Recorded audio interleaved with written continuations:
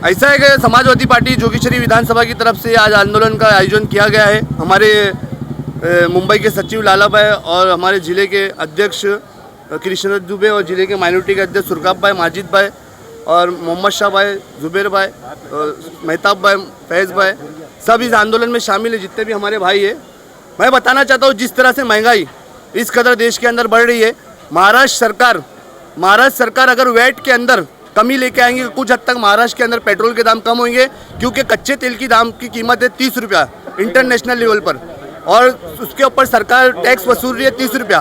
Maharashtra government VAT वसूल रही है 35 रुपया, और जो पेट्रोल पंप के मालिक है वो 3% वो ले रहे, टैक्स ले रहे। इसकी वजह से पेट्रोल के दाम इतने बढ़ रहे। अगर सरकार टैक्स के अंदर कमी करेगी तो कुछ हद तक का पेट्रोल के दाम कम होंगे। इसके खिलाफ में समाजवादी पार्टी ने आज आंदोलन किया है जोगेश्वरी वार्ड नंबर 78 के अंदर, और जब तक का पूरे महाराष्ट्र के अंदर पूरे पेट्रोल और डीजल के दाम कम नहीं होंगे, जब तक का समाजवादी पार्टी आंदोलन करते रहेगी। तो सर आपकी मांगे क्या रहेगी सरकार से? हमारी मांग है कि महाविकास आघाड़ी सरकार के अंदर, हम सरकार में है नहीं, हम सरकार को समर्थन दिए है ताकि बीजेपी सरकार नहीं बनाए। हम सरकार में हमारी हिस्सेदारी नहीं है, लेकिन जो कांग्रेस जो नाटक करी है धरना प्रदर्शन का, वो अपने मंत्री से जाके बोले कि महाराष्ट्र के अंदर वैट कम करो।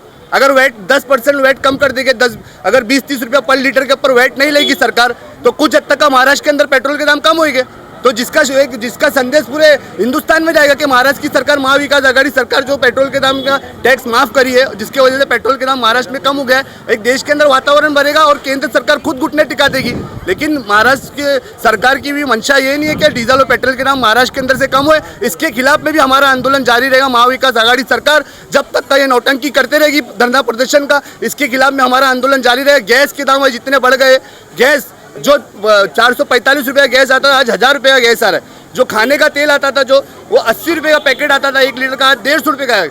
आज कोविड की वजह से लोग इतने परेशान है, और इतने परेशानी के अंदर भी सरकार उनको परेशान करने का काम कर रही है। अगर आपकी मांगे सरकार नहीं पूरा करती है तो आप उसके बाद क्या एक्शन लेंगे?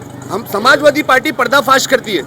हम जब तक का हमारी मांगे पूरी नहीं होंगी, समाजवादी पार्टी सरकार का पर्दाफाश पूरे मुंबई शहर के अंदर करते रहेगी। जिस तरह से कांग्रेस पार्टी, एनसीपी और शिवसेना जिस तरह से लोगों को गुमराह करने का काम कर रहे हैं, तो हम बताएंगे कि आप वैट के अंदर कमी करो। हमारे नेता अबू आसिम आज भी विधान भवन में चिल्लाते हैं, लेकिन उनकी कोई सुन रहा नहीं है। आज आप वैट के अंदर कमी करेंगे तो महाराष्ट्र के अंदर पेट्रोल के दाम कम होंगे। आप वैट के दाम कम करो ना।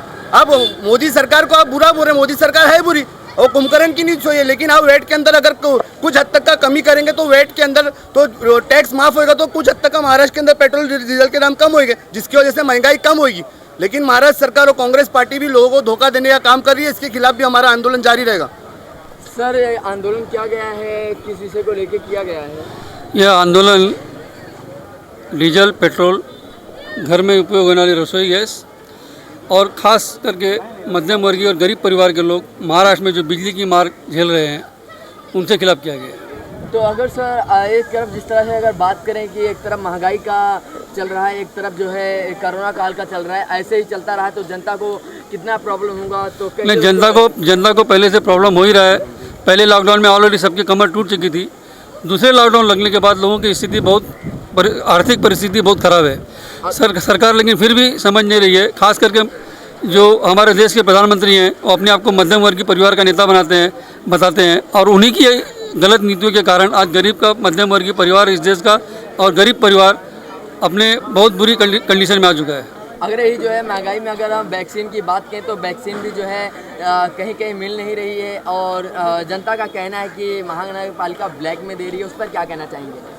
नहीं, वैक्सीन के मामले में तो राज्य की सरकार और केंद्र की सरकार दोनों दोषी है। गरीब परिवार तक वैक्सीन मिल नहीं रहा है। जिनको मिल नहीं रहा है उसको 4-4 घंटा लाइन लगाना पड़ रहा है, और ख़ास करके भाजपा, जहाँ पे गैर भाजपा सरकारें हैं, वहाँ पर पक्षपात कर रही है और वैक्सीन वहाँ पर नहीं पहुँचा रही है।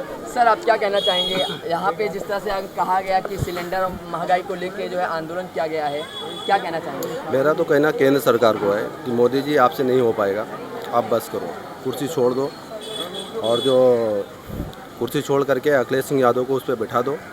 सारी महंगाई ख़त्म हो जाएगी और सारी परेशानी खत्म हो जाएगी। तो आपकी सर मांगे क्या रहेगी सरकार से? सरकार से बस यही मांगे हैं कि मोदी जी से ये संभल नहीं रहा है।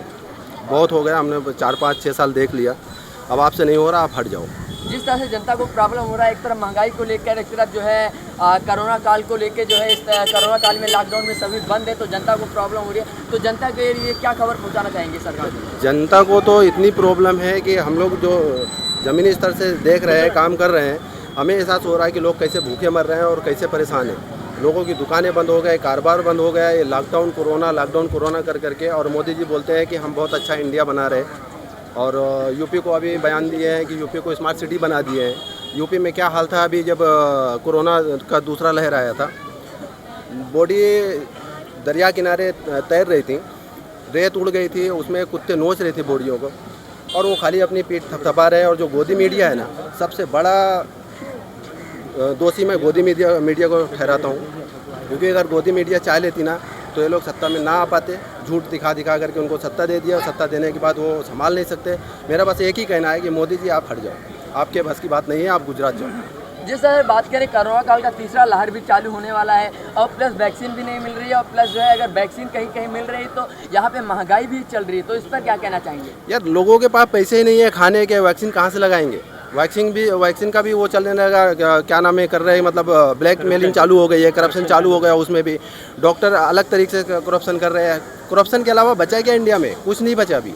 तो जो ब्लैक वैक्सीन जो है सप्लाई कर रहे हैं, उन पर क्या कार्रवाई होनी चाहिए? सरकार से क्या मांग ये तो करेंगे? सरकार को कार्रवाई करना चाहिए, पुलिस महकमे को कार्रवाई करनी चाहिए, उस पर नज़र रखनी चाहिए, उनको पैनी नज़र रखना चाहिए कि भाई अगर गरीब जनता के साथ परेशानी हो रही है, दिक्कत हो रही है, तो कौन तकलीफ दे रहा है? जो तकलीफ दे रहा है उनके साथ कड़ा से कड़ा एक्शन लिया जाए। महंगाई का देखो कैसा है ना, यहाँ अभी हमारी जो विकास आघाड़ी सरकार है उसको इस चीज़ पे ध्यान देना चाहिए। आज जो स्कूलों का मुद्दा है, आज स्कूलों की फ़ीस, हमारी कांग्रेस की शिक्षा मंत्री है वर्षा गायकवाड़ जी, उनको स्कूल की तरफ ध्यान देना चाहिए। और कि बच्चे जो परेशान हैं, जो 2 साल से बच्चे स्कूल की फ़ीस नहीं भर पा रहे हैं, उन माँ बाप परेशान हैं स्कूल की फ़ीस के लिए।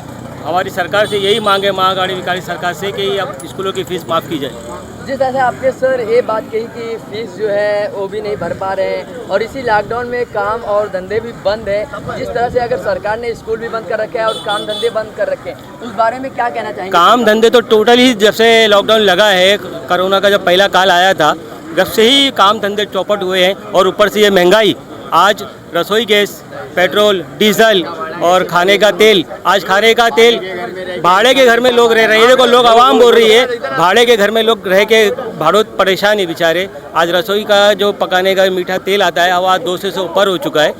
यानी ये है कि जितने जो अमीर थे वो बेचारे कर्जदार हो गए, जो गरीब थे वो और गरीब हो गए। ऐसा ही अगर चलता रहा तो जनता कितनी प्रॉब्लम में है, उनको क्या कहना चाहेंगे? जनता तो इस वक्त ऐसी प्रॉब्लम में है, अगर बस चले तो आज मोदी जी को सत्ता से हटा के किसी दूसरे व्यक्ति को या अखिलेश जी जैसे व्यक्तियों को बिठाया जाए। अभी जो हमारी आघाड़ी सरकार है, हमारी आघाड़ी सरकार बोलते हैं कि केंद्र के दबाव में, महाराष्ट्र का उनको पूरा अधिकार है, वो जो चाहे वो डिसीजन ले सकते हैं, लेकिन सब मुंह पे निप्पल डाल के बैठे हैं। और आगे जो भी लोग हैं ना, अभी जैसे जिस तरीके से किसान आंदोलन, जैसे किसानों ने ना आत्महत्या की है, और इस तरीके से कहीं कहीं ऐसा हो रहा है, और ये बढ़ जाएगा। जो गरीबी हद से ज़्यादा बढ़ रही है, लोग आत्महत्या करने पे मौजूद ये हो गए, आमादा हो गए। अब है ना, आदमी करे तो क्या करे, क्या कि घर का खर्चा कैसा होता है, बच्चों की स्कूल की फीस, लाइट का बिल। वो अडानी साहब जो है वो भी मतलब है ना मोदी सरकार के साथ हैं, उनको भी कोई ये नहीं है कि मतलब है ना कुछ, अगर सरकार टैक्स ना ले, मैं बोलता हूँ कि अगर सरकार टैक्स ना ले तो सारी चीज़ें मसले हल हो सकते हैं। ये महंगाई के लिए आंदोलन रखा है, और इस महंगाई में जो हो रहा है, मतलब पेट्रोल, ऑयल्स, खाने की चीज़ें, और ये सब चीज़ के लिए जो महंगाई हो रही है, महंगाई के लिए हम लोग ने ये रखा है। और ये महंगाई कम होनी चाहिए, अगर कम नहीं होगी तो लोगों को प्रॉब्लम होएगा। और जो हो रहा है, अभी तक चल रहा है, लोग घर में भूखे मरे, खरीद के खा नहीं पा रहे। ऑयल्स भी आज ऐसा हो गया है, जो मतलब चिकन मटन के भाव में आज तेल बिक रहा है, तो कैसे पब्लिक लेकर खाएगी, कैसे ये रहेगी? उनके लिए मतलब सस्ता होना चाहिए। वैसे भी कोरोना काल चल रहा है, उसमें सब लोगों का प्रॉब्लम चल रहा है, किसी के पास है और किसी के पास नहीं है। इसी वजह से काफ़ी लोग अपने आप को खुद को ख़त्म करने की पूरी तैयारी में बैठे हुए हैं।